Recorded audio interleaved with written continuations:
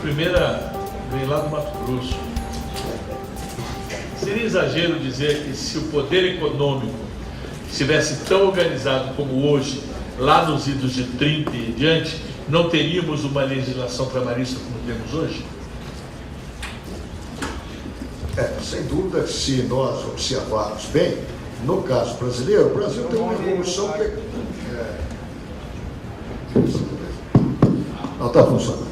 O Brasil tem uma evolução peculiar, né? Nós sabemos, não vamos voltar a isso. Vamos apenas lembrar que realmente a legislação trabalhista no país e a legislação social também, de seguridade social, ela só surgiu quando a hegemonia do poder econômico central naquela época, vamos nos transportar para aquela época, há quase 100 anos atrás, 90 anos atrás, que era o poder econômico rural, agroexportador de café.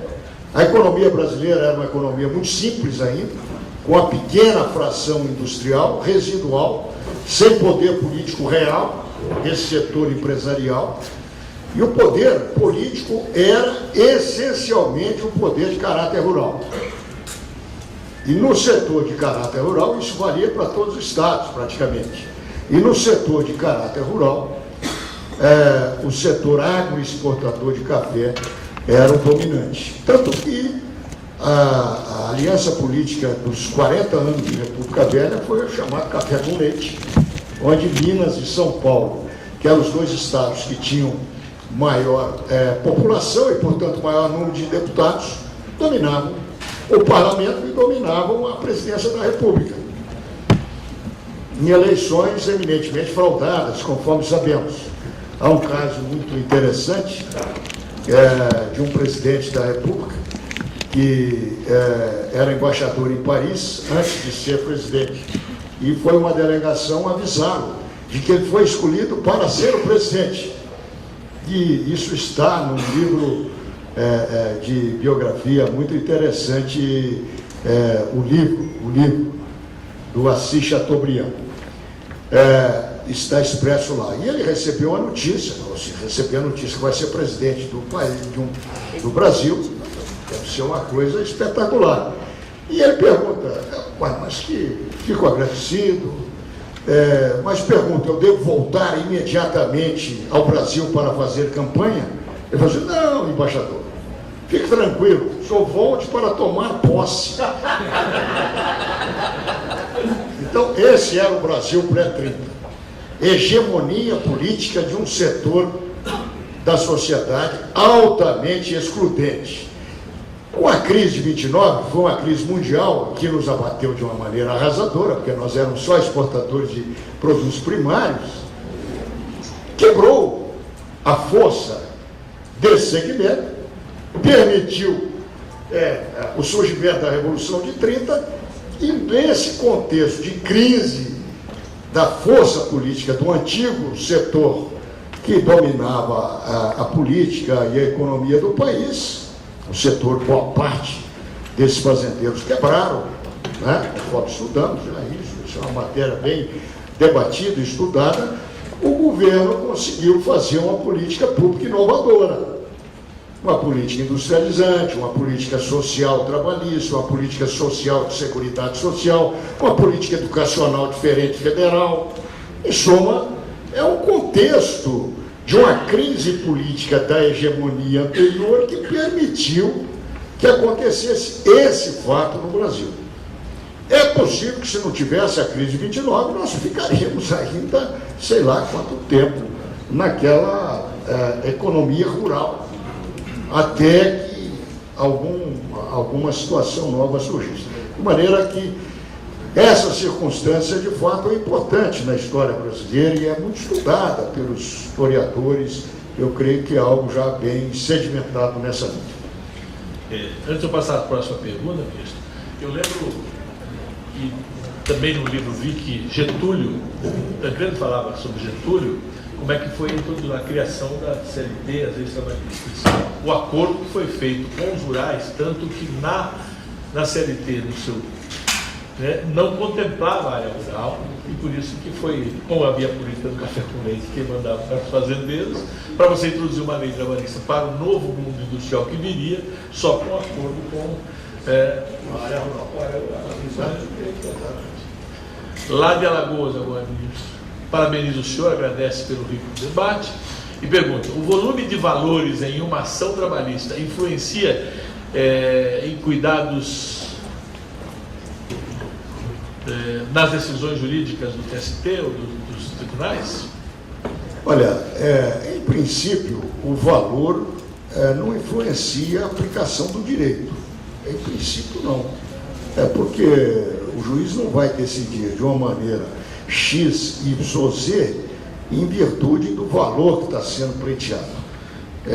Não é esse o raciocínio do juiz, não é um raciocínio econômico, é um raciocínio jurídico.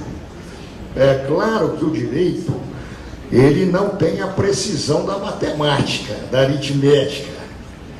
O direito, toda a regra jurídica, que são os preceitos da lei, ela sempre tem uma margem de interpretação, todos nós sabemos disso. Além disso, o direito hoje é composto também por princípios jurídicos, os quais têm uma margem de interpretação um pouquinho mais larga do que é o texto da regra jurídica.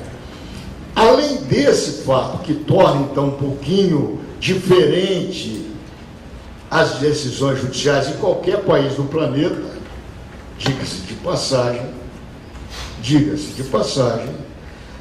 não é só o Brasil. Há uma imprecisão que não tem como nós superarmos essa imprecisão. Há também a questão de fato. Todo processo individual, pelo menos, ele é uma realidade específica. Num processo, o indivíduo consegue fazer uma prova, seja o empregador, seja o empregado, o outro não consegue. Num processo, o empregador chega atrasado, o seu representante leva uma confissão ficta. No outro processo, é o trabalhador que chega atrasado na segunda audiência e leva uma confissão ficta. Então, há peculiaridades processuais que tornam as causas um pouco diferentes.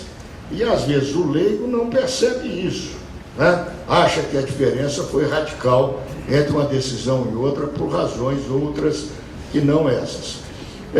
Então, esse cálculo econômico, em geral, de fato, não é levado em consideração pelo juiz, a não ser uma situação muito excepcional, mas eu, na minha vida profissional, enfrentei esse tipo de situação muito excepcional. Eu não me lembro, eu vou ter dificuldade de achar um exemplo, e eu tenho apenas 27 anos de magistratura e fui relator em cerca de 80 mil processos. Os processos que eu já votei, 3 vezes mais do que isso. Mas os que você é relator, você conhece mais de perto ainda. De maneira que eu não creio que esse seja um dado inerente ao direito. O valor do cálculo econômico influenciar o magistrado. Neto, por favor, a pergunta, ela se dá, não é na decisão, excelência. É um cuidado maior. Será que existe um cuidado maior, uma verificação maior por parte do ministro com relação a valores? Eu tenho uma ação aqui de R$1 milhão. Aí tem outra de 1 bilhão. A de 1 bilhão, ela tem uma influência para um cuidado maior na decisão de Vossa Excelência? Olha, veja bem, eu nunca tive uma ação de 1 bilhão na vida. Eu lembraria. Veja bem. Cuidado maior. Não, sim, mas veja. Eu não sei qual o valor da RMNR. E eu não decido assim. E não vou decidir assim. Não vou decidir assim. Isso eu não vou reaprender na vida. Porque se o juiz decidir assim, vai decidir pelo poder econômico sempre. Porque para o poder econômico custa caro uma condenação. Qualquer que seja. Qualquer que seja. Veja bem, eu me lembro que no início da minha vida profissional, início sendo assim, benigno comigo, não é tão início, havia um colega, que era um grande palestrante, Depois eu parei de participar de evento com ele, porque ele falava tão bem e ele tinha 2 metros de altura. E as mulheres diziam que ele ainda era bonito. Eu falei assim, eu nunca mais participo com ele. É claro que eu não avisei a ele, nem a ninguém. Eu simplesmente, não posso, minha agenda não permite e tal. Não vou também passar o recibo com relação a isso. Mas ele tinha mania de dizer, não, ele desprestigiava um pouco o direito do trabalho, e ele falava em eventos para juízes, isso eu vi, eu posso dizer, não vou dizer o nome, é claro, que nós temos que respeitar todo mundo. Ele dizia o seguinte, e aquilo me calava a fundo, e me fazia estudar mais para ver se eu estava certo ou se eu estava errado. Eu sempre recebo a crítica como algo positivo. Vou estudar, vou ler, vou pesquisar, e acho que ou até mudo de opinião, ou aperfeiçoo a fundamentação da minha opinião. Então esse colega, palestrante, costumava dizer em congresso de juízes, dizendo, vocês não têm que ser juizinhos de aviso prévio e de hora extra. Vocês têm que trazer para dentro da Justiça do Trabalho uma nova competência com as grandes causas. E esse era o debate dos anos 90 e do início desse século. E houve realmente uma ampliação da competência. E eu pensando sobre isso, hoje eu tenho uma opinião formada, acho que o legislador foi brilhante em manter a Justiça do Trabalho com causas mais modestas, em comparação com os outros campos do direito. Porque todos nós somos humanos. Se trouxessem para a Justiça do Trabalho causas milionárias ou bilionárias, é possível que a cabeça do juiz ficasse influenciada por isso, por esse fator. Não é? Se traz uma disputa de uma grande artista profissional que fez uma plástica que não deu certo, com uma grande clínica, e a disputa é de vários milhões, e aquilo é muito mais midiático do que nós discutimos aí, as nossas horas extras, a equiparação salarial, um aviso prévio, uma reintegração de uma mulher grávida. Isso não chama a atenção da mídia. Então, o que acontece? Com aquele caso, vai trazer muito mais prestígio pessoal para o juiz. É possível que a cabeça dele mudasse, nós somos humanos. Então a Constituição, com muita sabedoria, manteve a Justiça do Trabalho como uma justiça especializada em questões modestas economicamente, mas da população brasileira mais modesta. E eu acho que isso é uma prova de democracia que a Constituição deu. Porque se nós excluímos a Justiça do Trabalho e o INSS, nós vamos ter dificuldade de encontrar instituições estatais sólidas, fortes, visando o interesse das pessoas simples. Não é verdade? Então, eu acho que o juiz tem que decidir de acordo com a Constituição e com as leis do país. Esse é o raciocínio judicial. Ministro, qual a influência, agora vem do Paraná, o celebrante do Dia do Veterinário, qual é a influência do TST na atual reforma trabalhista? O TST sente parte dessa mudança? Não, o TST é um órgão colegiado. Eu não posso responder pelo TST. Sou apenas um modesto ministro do TST, situado na 18ª posição de antiguidade. Portanto, em termos de antiguidade, sou um jovem.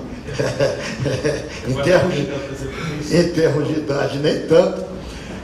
E eu não posso, obviamente, responder pela Corte. É a Corte quem responde institucionalmente pela Corte, em relações externas, é o presidente da Corte. Mas, obviamente, os senhores sabem que o presidente da Corte atual, quando ele começou a sinalizar que apoia a precarização trabalhista, o rebaixamento dos direitos trabalhistas, o negociado sobre o legislado, e dizendo insistentemente que a legislação trabalhista é ultrapassada, nós tivemos o cuidado para esclarecer à sociedade de que esse não é o pensamento da corte, é o pensamento ideológico de uma pessoa que está numa posição. E nós fizemos um documento com 20 assinaturas, são 77% dos ministros da corte, e divulgamos, onde poderíamos divulgar, que é apenas nos meios da internet, porque a grande mídia não tem interesse nessa manifestação, divulgando que nós acreditamos na justiça social, sim, nós acreditamos na Constituição da República do país, sim, nós acreditamos nas leis do país, sim, nós acreditamos no papel civilizatório do direito do trabalho, sim, nós não acreditamos em soluções de piora das condições de vida e trabalho da pessoa humana que trabalha. É o que podemos fazer. A jurisprudência do TST é muito clara, indaguem aos advogados trabalhistas, é uma jurisprudência de prestígio ao direito do trabalho, de prestígio aos direitos individuais e sociais fundamentais, de compreensão do papel do direito do trabalho. Agora, é equilibrada, também não é assim, não vai ser desequilibrada a ponto de perder a noção de proporcionalidade, né, de que tem que se enxergar também os direitos do empregador, é claro, não há a menor dúvida com relação a isso. Sob esse ponto de vista, aliás, a legislação brasileira é bastante flexível. Nós somos um dos poucos países do mundo grandes, nós somos um país grande, somos a 8ª economia do mundo e temos 205 milhões de habitantes aqui dentro. Temos um mercado de trabalho que até 2, 3 anos atrás tinha 50 milhões de pessoas formalizadas. Somos um país grande. E somos um dos poucos países grandes em que se pode dispensar uma pessoa sem qualquer motivação. Dispensa sem justa causa, dispensa meramente arbitrária. Dizer que isso não é uma legislação flexível me parece um exagero, uma má vontade muito grande nessa observação. Se nós formos para os países europeus, de maneira geral, eles têm travas para a dispensa do trabalhador. É claro que se nós compararmos com a China, com a Índia e com outros países que têm uma situação muito primitiva nessa questão de direitos humanos, direitos sociais, direitos individuais, mas não é essa a comparação que nós temos que fazer, não é verdade? Não é possível. Nós temos que comparar com a nossa própria história e com aqueles países que foram a matriz de construção da nossa história, que é a Europa Ocidental. Sabemos que a Europa Ocidental tem recuado um pouco no campo social, tem recuado, mas eles estão partindo de um piso de R$15.000 o custo do trabalho por mês. Cá entre nós, eles podem talvez recuar um pouco, que isso não vai afetar tanto. Eu li uma manifestação de um sindicalista da Suécia, eu acho que ele foi um pouco assim, imaturo, porque hoje com a internet isso é divulgado no mundo inteiro, e ficou parecendo que ele estava defendendo a precarização. Olha o que ele falou. Tem uma expressão nova aí, que é a chamada flexi-segurança, que lá na Europa se fala. Então ele fala, não, aqui na Suécia nós somos muito flexíveis, nós não estamos muito rigorosos mais na dispensa do trabalhador. Não estamos. O importante é que o trabalhador tenha um nível de proteção e que não fique desacobertado, mesmo que tenha sido dispensado daquela empresa X que passa por um momento econômico negativo ou de adaptação, etc. O que foi divulgado foi só a primeira parte, naturalmente. E aí ficou, não, a Suécia enterrou o estado de bem-estar social. Eu tenho livros atualizados da Suécia, de 3, 4 anos atrás, em que se mostra que o seguro-desemprego na Suécia, sabe de quantos anos é? 7 anos, só isso.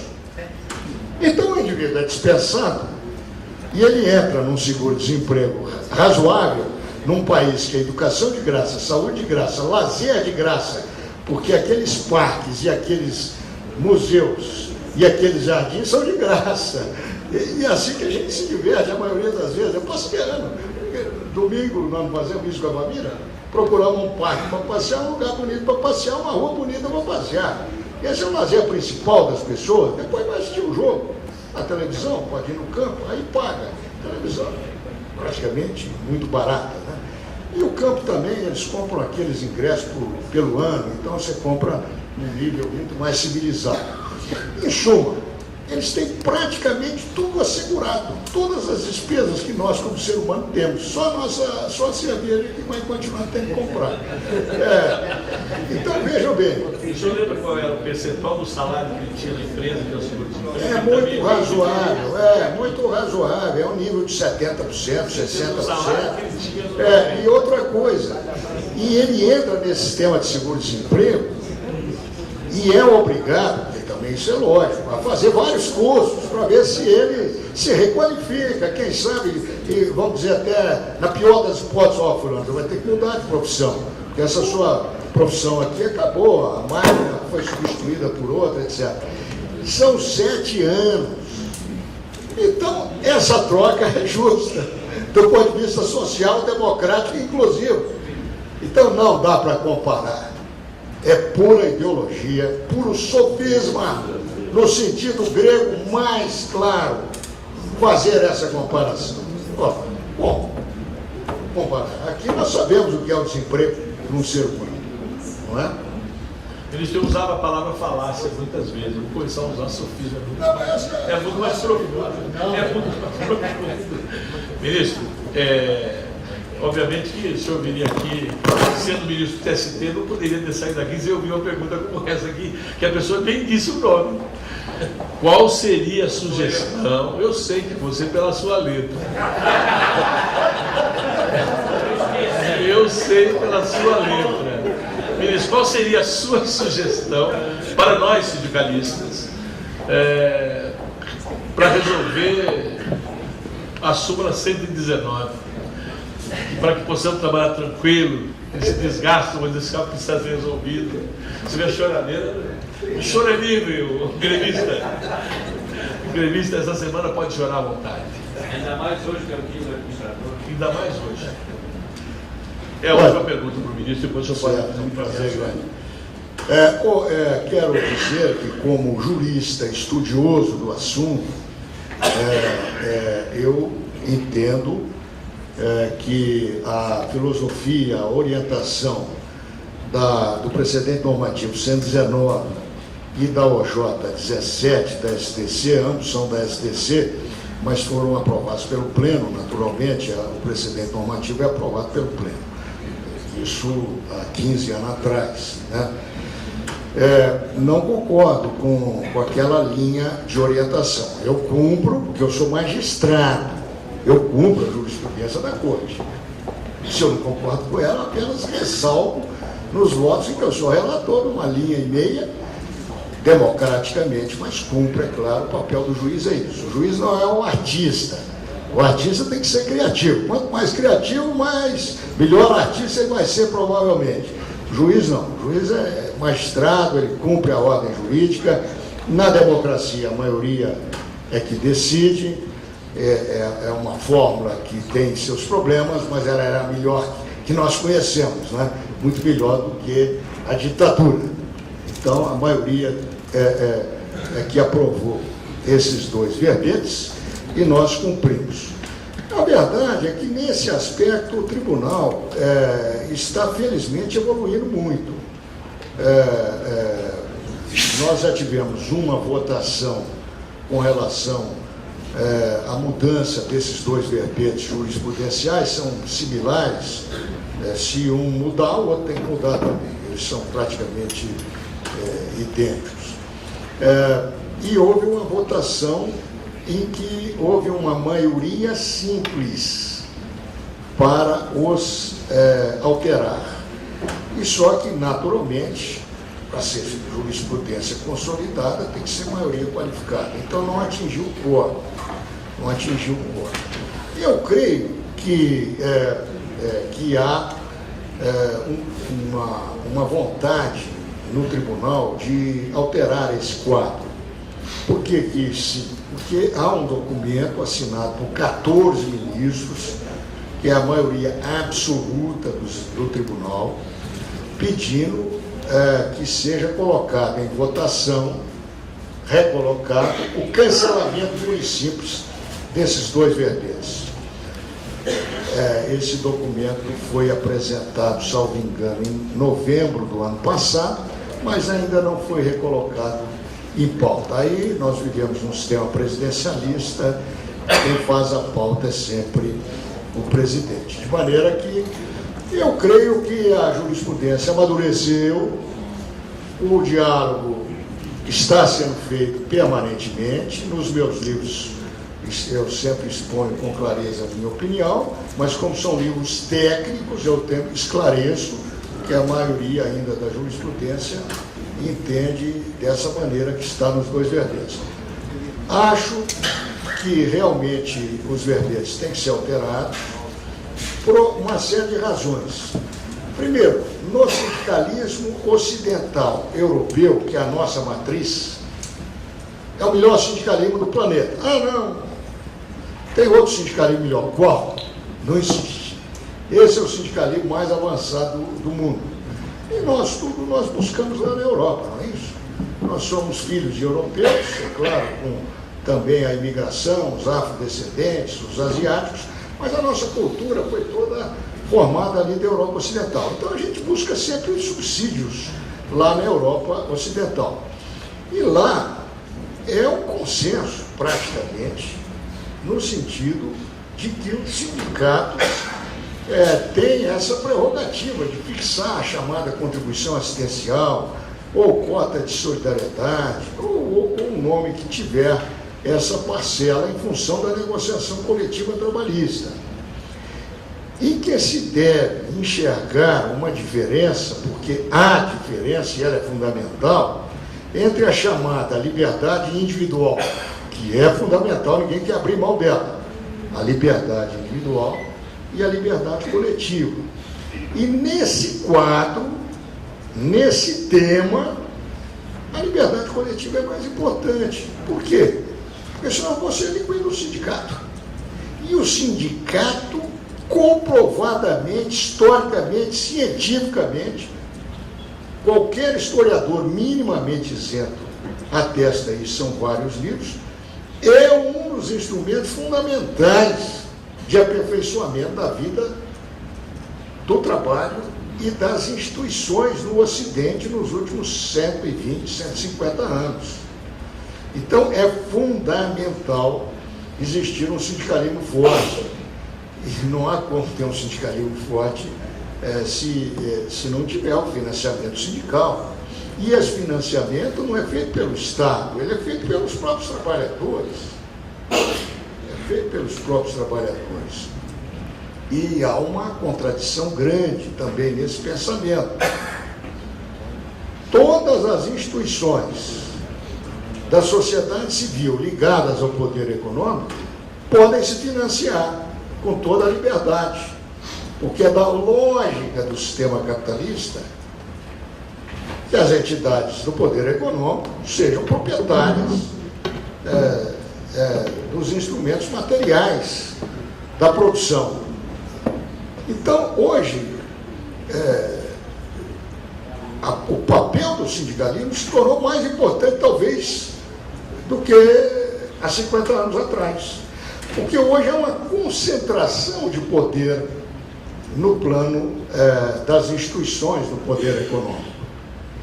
E praticamente, na sociedade civil, praticamente você tem quase que só o sindicalismo apresentando as perspectivas das pessoas que não têm poder econômico. Né? Olha, não, tem que olhar a condição de vida do trabalhador. Olha, a jornada não pode ser tão alta. Se o sistema é produtivo, é eficiente, então é preciso dividir um pouco a riqueza. Quem fala isso é o sindicalista. Não tem quem fale isso.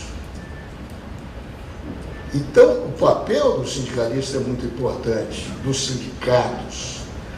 E é preciso, portanto, dar respaldo à liberdade no sentido coletivo, em contraponto a essa absolutização da liberdade no sentido individual, que inclusive fere o princípio da isonomia. Por que fere, no caso brasileiro? Porque o indivíduo que não é sindicalizado, ele receberá todas as vantagens da negociação coletiva, em contraponto, o sindicalizado é que vai pagar o custo de manter aquela estrutura e conseguir aquele resultado. Isso fere o princípio constitucional da isonomia. De maneira que eu creio que a jurisprudência está evoluindo. É um processo lento de evolução, mas eu tenho a impressão que a jurisprudência avançará. Em que direção? Assim, como que vai? O resultado final não se sabe, mas eu creio que vai avançar para superar essa fase, que é uma fase muito, me parece,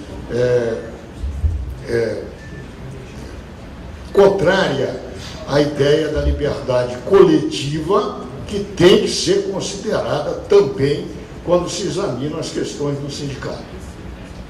Perfeito. Queremos agradecer